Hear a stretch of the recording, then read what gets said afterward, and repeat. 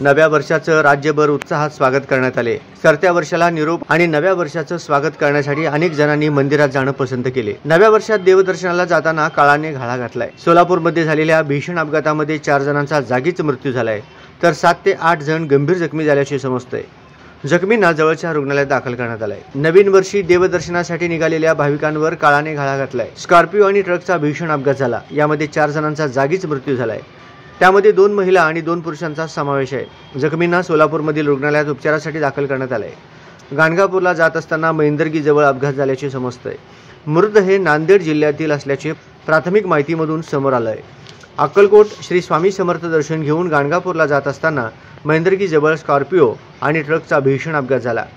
समोरासमोर झालेल्या या अपघातात 2 महिला आणि 2 पुरुष यांचा जागीच मृत्यू झाला, तर 7 ते 8 जण गंभीर जखमी झाले आहेत। मिळालेल्या माहितीनुसार सर्व भाविक नांदेड जिल्ह्यातील आहेत। अपघातस्थळी अक्कलकोट पोलीस दाखल झाले असून जखमींना तातडीनं अक्कलकोट सार्वजनिक रुग्णालयात दाखल करण्यात आले आहेत। त्यांच्यावर उपचार सुरू आहेत।